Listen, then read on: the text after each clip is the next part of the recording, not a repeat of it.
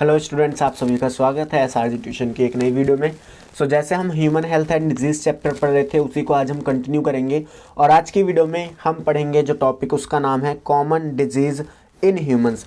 आज की वीडियो में हम कुछ ऐसे डिजीज़ के बारे में पढ़ेंगे जो कॉमनली देखी जाती है ह्यूमंस में डेली लाइफ्स में, और जिनके बारे में आपको पता होना चाहिए। इससे पहले हम ये डिस्कस करेंगे कि व्हाट इज़ हेल्थ। हेल्थ आखिरकार है क्या। अगर बिना टाइम वेस्ट करें हम बात करें हिप्पोक्रेट्स की सबसे पहले, कि हिप्पोक्रेट्स कौन थे। तो हिप्पोक्रेट्स जो हैं उनको फादर ऑफ मेडिसिन या फिर फादर ऑफ मेडिसिन माना जाता है। वहीं पे अगर हम डिस्कस करें, बात करें हेल्थ की कि हेल्थ क्या है, तो कई लोग ये समझते हैं कि जो हेल्थ है उसका मतलब ये होता है कि आपको कोई बीमारी नहीं है तो आप हेल्थी हैं, बट ऐसा नहीं है। Health is not only absence of disease. आप ये नहीं कह सकते कि अगर आपको कोई डिजीज़ नहीं है तो आप हेल्थी हैं, ऐसा बिल्कुल भी नहीं है। अगर हम बात करें कि हेल्थ क्या है, हेल्थ की एक डेफिनेशन क्या है, तो अकॉर्डिंग टू हिप्पोक्रेट या फिर इंडियन आयुर्वेदा हम बात करें, it is a state of balancing of certain body humour.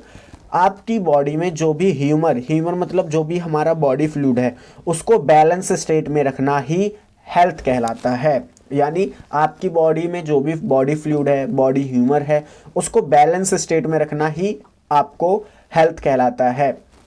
जैसे कि इसमें आपका ब्लैक पाइल आ जाता है, येलो बाइल आ जाता है, ब्लड आ जाता है, कफ आ जाता है, ये सब जो है बॉडी ह्यूमर कहलाते हैं। वहीं अगर हम बात करें ब्लैक पाइल की, तो ब्लैक पाइल जो है रिस्पॉन्सिबल होता है फीवर के लिए। ब्लैक पाइल किसके लिए रिस्पॉन्सिबल होता है? फीवर के लिए। बट अब देखो, क्योंकि आप नीट एग्जामिनेशन की तैयारी कर रहे हो, तो वहाँ पे जो सबसे ज़्यादा इंपॉर्टेंट रोल या सबसे ज़्यादा इंपॉर्टेंट डेफिनेशन बन जाती है, वो बन जाती है वर्ल्ड हेल्थ ऑर्गेनाइजेशन की। कि जो वर्ल्ड हेल्थ ऑर्गेनाइजेशन है, जो दुनिया की सबसे बड़ी हेल्थ को लेकर ऑर्गेनाइजेशन है, वो क्या कहती है कि हेल्थ क्या है। वर्ल्ड हेल्थ ऑर्गेनाइजेशन कहती है health is a state of complete physical, mental and social wellbeing. अगर वर्ल्ड हेल्थ ऑर्गेनाइजेशन की माने, तो वर्ल्ड हेल्थ ऑर्गेनाइजेशन ये कहती है कि कोई भी इंसान, कोई भी व्यक्ति, कोई भी महिला, कोई भी बच्चा तभी हेल्थी है जब वो physically, mentally and socially wellbeing हो, यानी स्टेबल हो।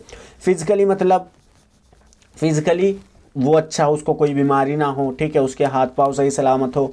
मेंटली मतलब, अब देखो मेंटल, कई बच्चे मेंटल स्टेट समझ नहीं पाते। मेंटल बीमारीज में आपका आ जाता है डिप्रेशन, कोई बच्चा डिप्रेशन में ना हो, एनेक्सिटी में ना हो, ठीक है, ये सब चीज़ें आ जाती हैं मेंटल कंडीशन। एंड सोशली मतलब वो सोशली भी एक अच्छा हेल्थी लाइफ जी रहा हो, वो सोशली सबसे इंटरेक्ट करता हो, ठीक है, नर्वस ना होता हो, तो ऐसे लोगों को हम बोलते हैं कि वो हेल्थी हैं।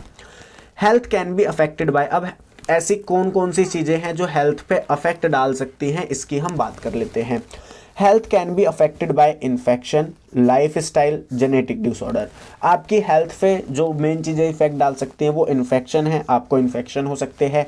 आपकी लाइफ स्टाइल आपके हेल्थ पे इफेक्ट डाल सकती है, जैसे कि अभी आपने सुना होगा कि कोटा में 3 या 4 बच्चों ने सुसाइड कर लिया। क्यों? क्योंकि वो अपने competitive exam NEET JEE mains की तैयारी कर रहे थे, एंड उनका लाइफस्टाइल ऐसा हो गया था कि वो डिप्रेस हो गए थे अपनी ज़िंदगी से। अपनी ज़िंदगी में उनको डिप्रेशन फील होने लगा, वो किसी से बातें शेयर नहीं कर रहे थे, तो उस वजह से उनको मतलब उन्होंने सुसाइड कर लिया। बट ये चीज़ आपको समझनी होगी कि सुसाइड किसी भी चीज़ का हल नहीं होता। अगर आपको कोई इशू है, आप अपने पेरेंट्स से बात करो, अपने टीचर से बात करो, ठीक है, और आपको जो भी समझने वाले लोग हैं उनसे बात करो और उनके साथ अपनी प्रॉब्लम शेयर करो, तभी ये चीज़ें सॉर्ट आउट होंगी। अगर हम बात करें हेल्थ को कैसे मेंटेन करा जा सकता है, तो अगर आप एक बैलेंस डाइट लेते हैं तो आप हेल्थ को मेंटेन कर सकते हैं। पर्सनल हाइजीन, अगर आप साफ़ सफाई रखते हैं अपने शरीर की, तो आप पर्सनल मतलब हेल्थी रह सकते हैं। आप डेली एक्सरसाइज एंड योगा करें, आप हेल्थी रह सकते हैं। एंड साथ ही साथ वेक्टर्स को कंट्रोल करके, वेक्टर्स मतलब वेक्टर्स मतलब क्या होता है? वेक्टर्स मतलब होता है वो ऑर्गेनिज्म जो किसी बीमारी को फैलाते हैं, ठीक है, वो ऑर्गेनिज्म जो किसी बीमारी को फैलाते हैं, यानी एक इंसान से दूसरे ऑर्गेनिज्म में, एक इंसान से दूसरे इंसान तक बीमारी फैलाने के लिए जो ऑर्गेनिज्म होता है उसी को हम बोलते हैं वेक्टर। तो हम वेक्टर को कंट्रोल करके भी हेल्थ को मेंटेन कर सकते हैं। अब हम बात करते हैं डिजीज़ की, कि व्हाट इज़ डिजीज़, ये डिजीज़ है क्या। any change from normal state that cause discomfort and affect the working of organ and system characterized by some sign called symptom। आपकी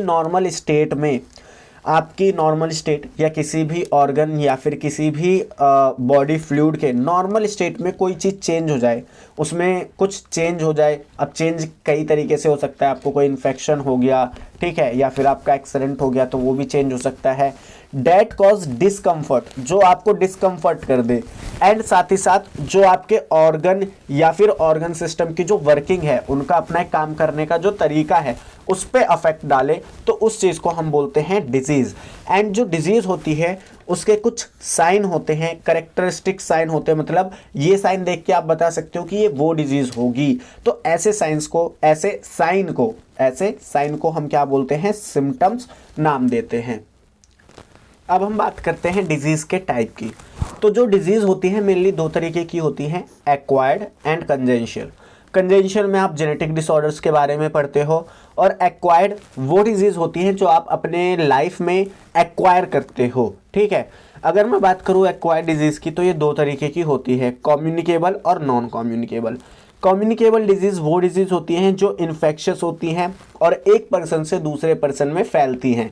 वहीं जो नॉन कम्युनिकेबल हैं, ये वो डिजीज़ होती है जो एक व्यक्ति से दूसरे व्यक्ति में नहीं फैलती है। इसके एग्जाम्पल है cancer, diabetes and allergy.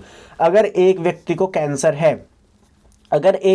Cancer है तो उस व्यक्ति के साथ अगर कोई दूसरा व्यक्ति रह रहा है, उसके साथ खाना पीना खा रहा है, उसके साथ सो रहा है, मतलब लेट रहा है, ठीक है, उसके साथ अपना पूरा लाइफ स्पेंड कर रहा है, तो ये नहीं कि इससे इसमें ट्रांसफ़र हो जाएगा। कैंसर ऐसी बीमारी नहीं है, क्यों? क्योंकि ये नॉन कम्युनिकेबल है। वहीं अगर हम बात करें कम्युनिकेबल की, तो ये एक व्यक्ति से दूसरे व्यक्ति में ट्रांसमिट या कह सकते हो इन्फेक्शियस होती है और एक व्यक्ति से दूसरे व्यक्ति में ट्रांसफ़र हो जाती है। एंड ट्रांसफ़र होने के कई सारे मोड हो सकते हैं।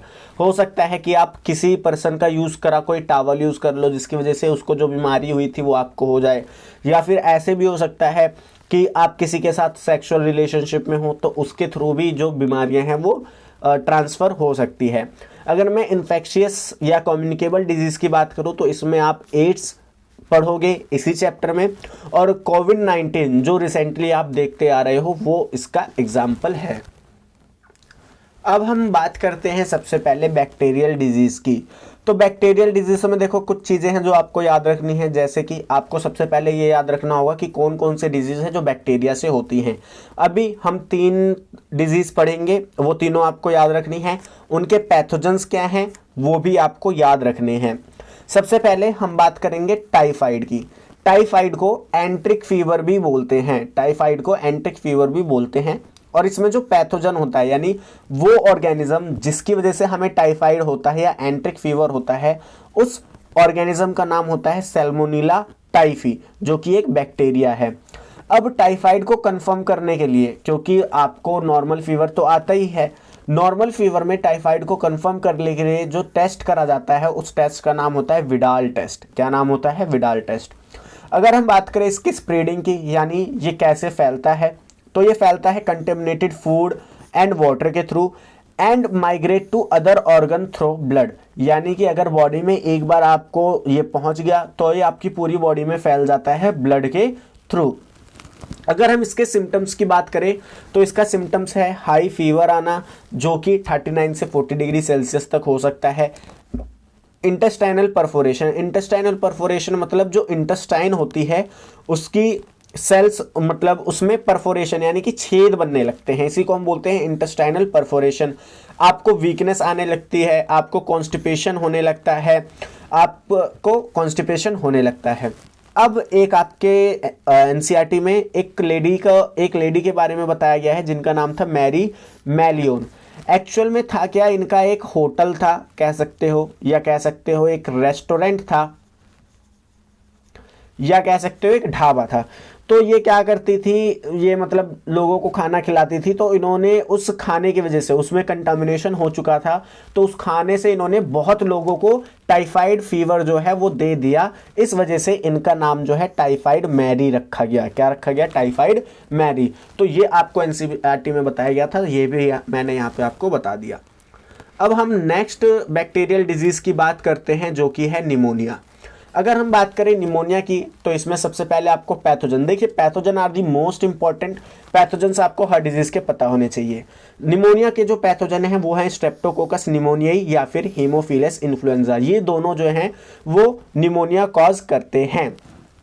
इसमें ड्रॉपलेट एंड एरोसोल जो होते हैं ये इन्फेक्शियस होते हैं। इन्फेक्शियस मतलब ये ड्रॉपलेट या फिर एरोसोल्स जो आप बोलते हो या जब आप छींकते हो तो आपके मुंह से जो ड्रॉपलेट्स निकलते हैं वो ड्रॉपलेट्स अगर किसी दूसरे व्यक्ति के कांटेक्ट में आ गए तो वो उसको निमोनिया कॉज कर सकते हैं, तो ये इन्फेक्शियस होते हैं।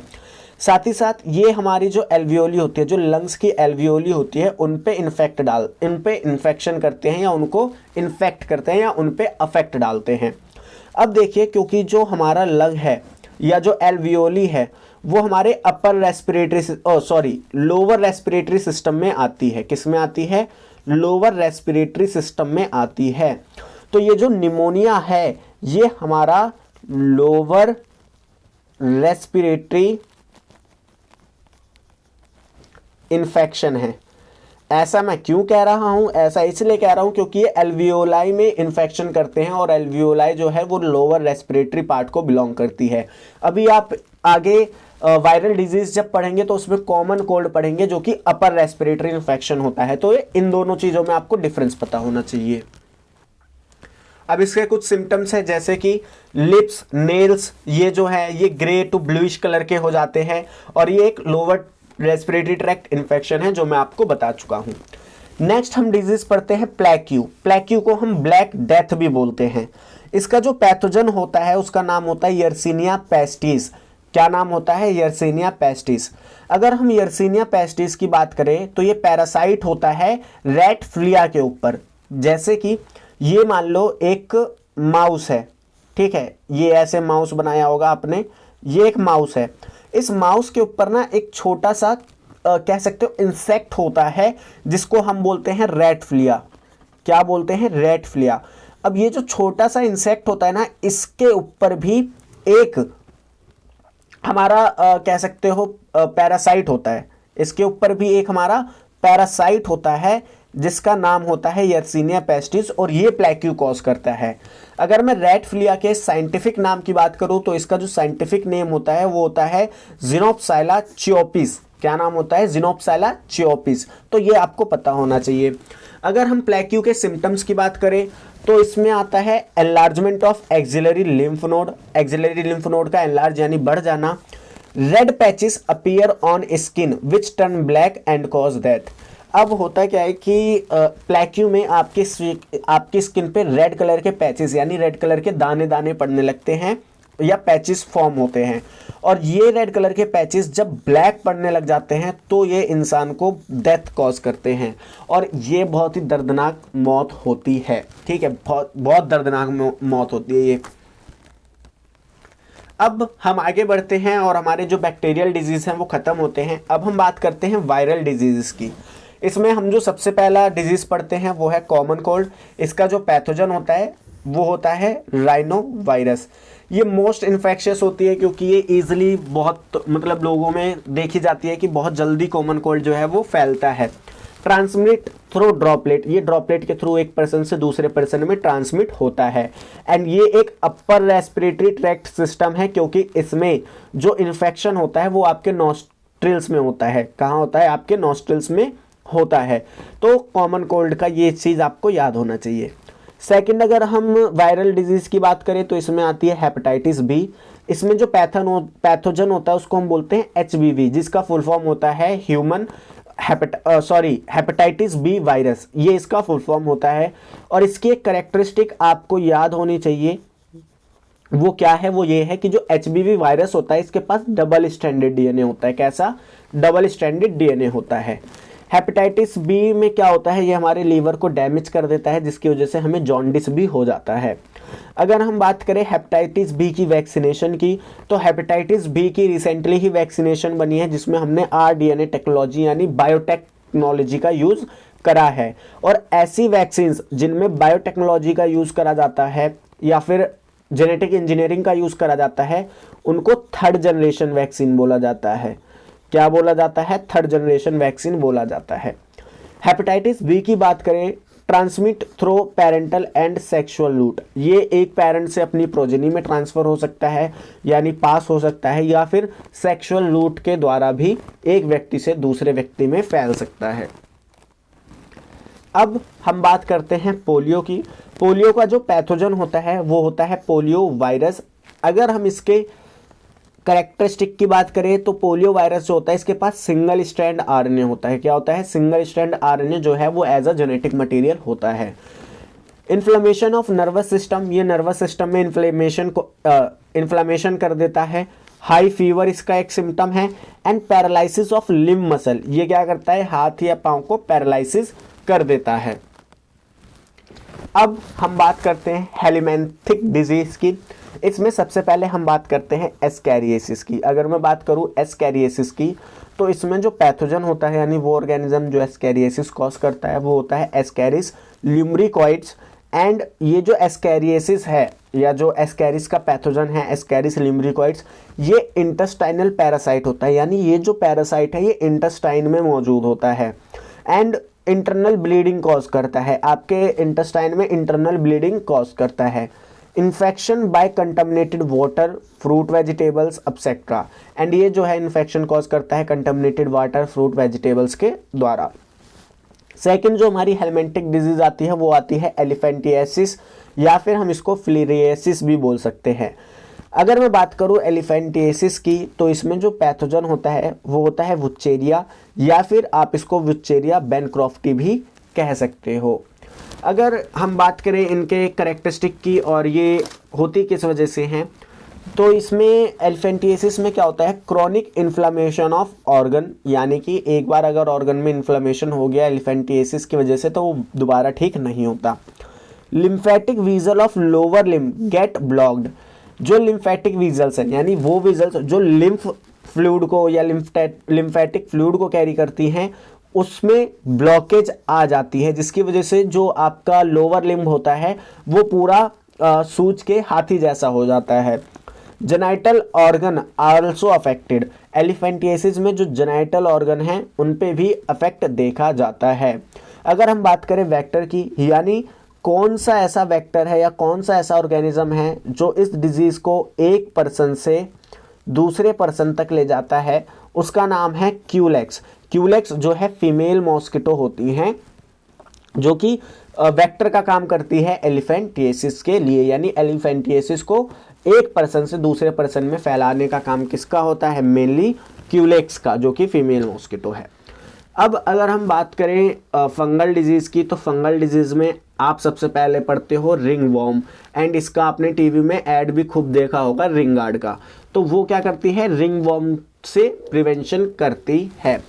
अगर हम बात करें रिंग वॉर्म के पैथोजन्स की, तो इसमें कई सारे पैथोजन हो सकते हैं, जैसे कि माइक्रोस्पोरम हो सकता है, ट्राइकोफाइटन हो सकता है, एपिडर्मोफाइटन हो सकता है। ये तीनों में से कोई भी पैथोजन हो सकता है एंड रिंग वॉर्म कॉज कर सकता है।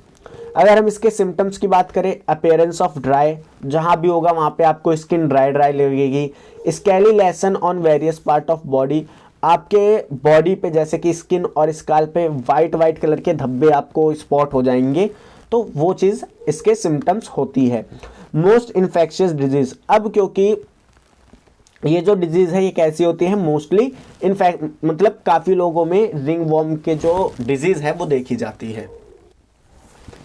एक्वायर्ड बाय सॉइल और बाय यूजिंग टॉवल, क्लॉथ और even comb of infected person. अब मान लीजिए एक पर्सन है, ये एक लड़का है, ठीक है, और इसको क्या हो रखा है? रिंग वॉर्म हो रखा है, रिंग वॉर्म हो रखा है। ये नहा के आया, इसने तौलिया से क्या करा? टॉवल से, अगर आपको हिंदी ना आती हो तो टॉवल से इसने क्या करा? अपने बॉडी का पानी यानी पोछा। अब कोई बी पर्सन आया, ये भी इसी की टॉवल यूज़ कर रहा है। तो इस तरीके से ये जो रिंग वॉर्म है वो फैलता है एक पर्सन से दूसरे पर्सन में, कि आप किसी एक पर्सन का टॉवल, क्लॉथ या कॉम्ब यूज़ कर रहे हो इन्फेक्टेड पर्सन की, तो ये आपको हो सकता है। अब अगर हम बात करते हैं प्रोटोजोन डिजीज़ की, तो प्रोटोजोन डिजीज़ में आपको दो डिजीज़ पढ़नी है, एक एमियोबाइसिस, एक मलेरिया। अभी हम पढ़ेंगे एमियोबाइसिस। मलेरिया जो है हम नेक्स्ट वीडियो में एड्स टॉपिक के साथ पढ़ेंगे, क्योंकि वो काफ़ी बड़ा टॉपिक है उसमें लाइफ साइकिल भी आपको मलेरिया की आनी चाहिए। तो अगर हम बात करें एमियोबाइसिस की, तो एमियोबाइसिस को हम एमियोबिक डाइसेंट्री भी कहते हैं। अब इसमें ये जो पैथोजन होता है ये होता है एंट अमीबा हिस्टोलाइट का। कौन होता है? एंट अमीबा हिस्टोलाइट का जो है पैथोजन होता है, और ये पैरासाइट होता है लार्ज इंटेस्टाइन में। कहाँ? लार्ज इंटेस्टाइन में पैरासाइट होता है, यानी एंट अमीबा हिस्टोलाइट का लार्ज इंटेस्टाइन में छुप के बैठा होता है और हमें अंदर ही अंदर खोखला कर रहा होता है। इसके सिम्टम्स की बात करें तो abdominal pain, flask shape ulcer का फॉर्मेशन, ये and the most important one stool with blood, ये इसके मेन सिम्टम्स है। ये 3 इसके क्या हैं? मेन सिम्टम्स है। एंड इसमें जो सबसे ज़्यादा इंपॉर्टेंट सिम्टम्स है वो है स्टूल विद ब्लड। कई सारे क्वेश्चन पेपर में या कई सारे क्वेश्चंस में, जितने भी आप कॉम्पिटिटिव उठा लो, बोर्ड उठा लो, चाहे जो पेपर उठा लो, यही कैरेक्टरिस्टिक देके एमियोबाइसिस का पैथोजन पूछा जाता है। ठीक है, तो ये कैरेक्टरिस्टिक याद रखना, स्टूल विद ब्लड, ये एक मेजर सिम्टम है एमियोबाइसिस का। Transmit through contaminated food and vector. अगर हम एमियोबाइसिस की बात करें तो एक कंटामिनेटेड फूड एंड वेक्टर के थ्रू ट्रांसमिट करता है। यहाँ पे जो वेक्टर होती है वो नॉर्मल जो हाउस फ्लाई होती हैं वो होती हैं। एंड इनके लाइफ साइकिल की बात करें तो जो इनका लाइफ साइकिल होता है वो मोनोजेनेटिक होता है। मोनोजेनेटिक होने का मतलब क्या है कि एक ही होस्ट में इनकी लाइफ साइकिल कंप्लीट हो जाती है। डायाजेनेटिक आप मलेरिया पढ़ोगे जहां पे उसको अपना लाइफ साइकिल कंप्लीट करने के लिए 2 होस्ट की ज़रूरत होती है, primary host and secondary host. So आज की वीडियो में इतना ही। आई होप ये सारी डिजीज़ आपको अच्छे से समझ में आई होगी। इनमें जो सबसे इंपॉर्टेंट चीज़ है वो इनके पैथोजन एंड इनके सिम्टम्स है, जो आप इजीली याद कर लेना। तो मिलते हैं नेक्स्ट वीडियो में जिसमें हम एड्स और मलेरिया पढ़ेंगे। तो मिलते हैं नेक्स्ट वीडियो में।